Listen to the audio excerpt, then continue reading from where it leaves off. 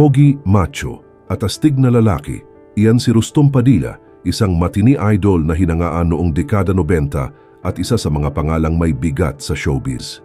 May kasikatan, may pamilya at may asawa, si Carmina Villaroel, na sa paningin ng publiko ay isang perpektong relasyon. Pero sa kasagsagan ng kanyang karera, bigla siyang nawala.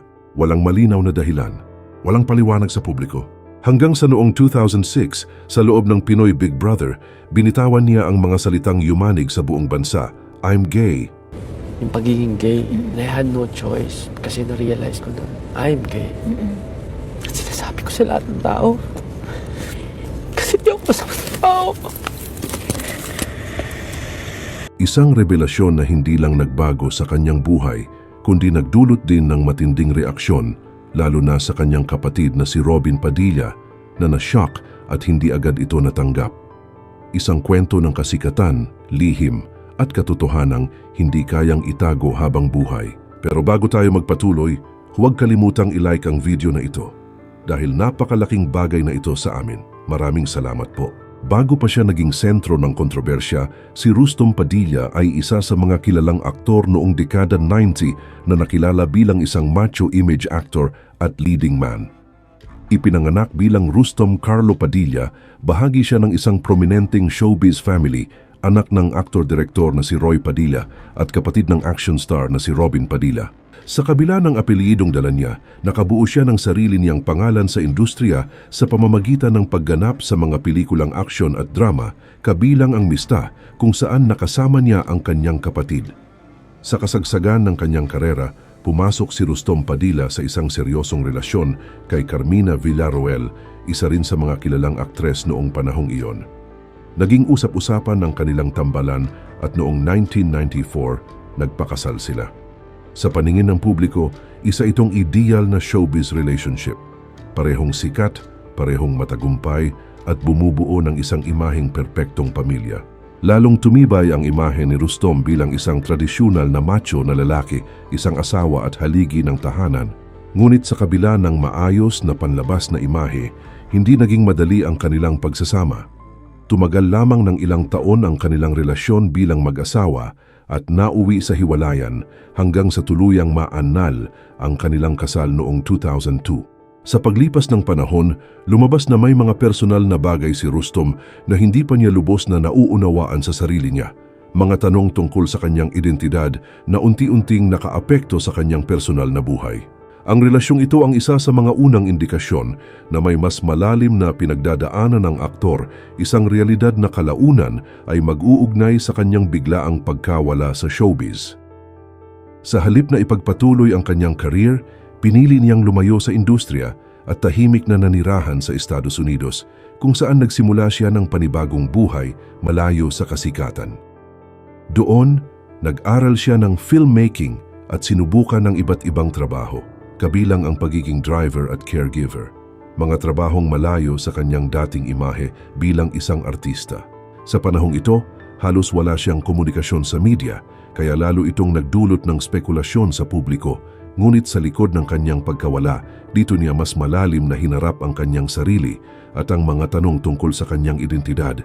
Isang tahimik ngunit kritikal na yugto na naging pundasyon ng kanyang pag-amin sa mga susunod na taon. Noong 2006, muling humarap sa publiko si Rustom Padilla. Ngunit hindi na bilang isang artista, kundi bilang isang housemate sa Pinoy Big Brother Celebrity Edition, isang reality show kung saan naipapakita ang tunay na personalidad ng mga kalahok. Matapos ang ilang linggo sa loob ng bahay ni Kuya, sa gitna ng emosyonal na pag-uusap kasama ang kanyang mga kasamahan, ginawa niya ang isang pag-amin na yumanig sa buong bansa. "I am gay."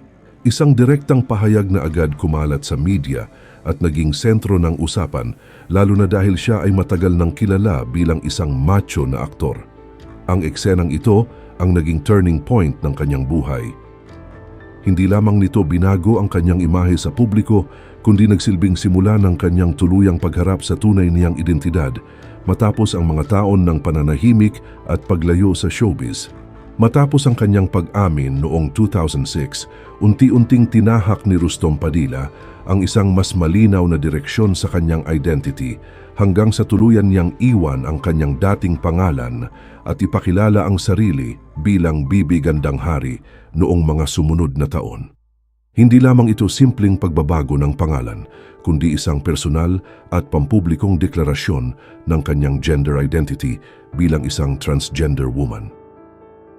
Sa panahong ito, mas naging bukas siya sa kanyang kwento mula sa mga panayam hanggang sa kanyang mga pahayag sa media na nagbigay linaw sa mga tao ng kanyang pananahimik. Ang pagbabagong ito ay hindi naging madali dahil kinailangan niyang harapin ang reaksyon ng publiko, industriya at sariling pamilya, ngunit ito rin ang naging simula ng kanyang bagong buhay, isang hakbang palayo sa kanyang dating imahe bilang macho star at papunta sa mas totoo niyang pagkatao. Hindi naging madali ang pagtanggap ng pamilya sa pagbabagong ito, lalo na para sa kanyang kapatid na si Robin Padilla na kilala sa kanyang matibay na paninindigan at tradisyonal na pananaw. Sa mga unang taon matapos ang pag-amin ni Rustom, inamin mismo ni Robin na nashock siya at nahirapang tanggapin ang naging desisyon ng kanyang kapatid na nagdulot ng distansya sa kanilang relasyon hanggang sa umabot sa puntong hindi sila nagkakausap. Ayon sa kanya, dumaan siya sa isang proseso ng pag-unawa at pagtanggap, lalo na't malaki ang pagbabagong naganap mula sa pagkakakilala niya kay Rustom. Gayunpaman, sa paglipas ng panahon na naig pa rin ang pagiging pamilya, unti-unti nilang naayos ang kanilang relasyon at inamin ni Robin na namiss niya ang kanyang kapatid, isang pahayag na nagpapakita na sa kabila ng lahat, mas matimbang pa rin ang dugo at pagmamahal kaysa sa anumang pagkakaiba. Matapos ang pag-amin ni Rustom Padilla sa Pinoy Big Brother at ang kanyang tuluyang pagbabago bilang Bibi Gandang Hari, hindi rin maiwasang mabalikan ang naging reaksyon ng kanyang dating asawa na si Carmina Villarroel. Sa mga sumunod na panayam, naging maingat ngunit maayos ang kanyang pahayag. Ipinakita niya ang respeto sa naging desisyon ni Rustom at piniling huwag palalimin ang mga isyong nakaraan.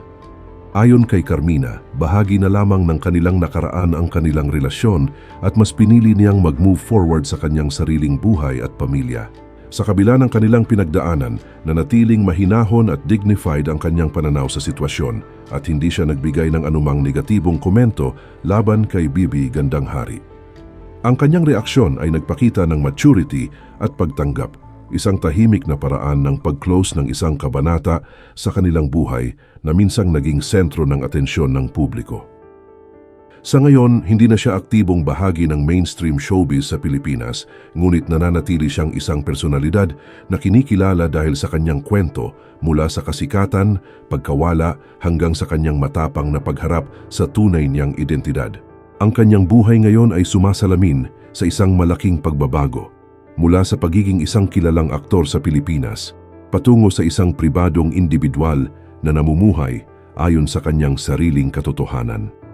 Ang pag-amin at pagbabagong ginawa ni Rustom Padilla ay nagdulot ng matinding reaksyon mula sa publiko at lalo na sa kanyang mga fans. May ilan na nagulat at nahirapang tanggapin ang biglaang pagbabago mula sa kanyang dating macho image.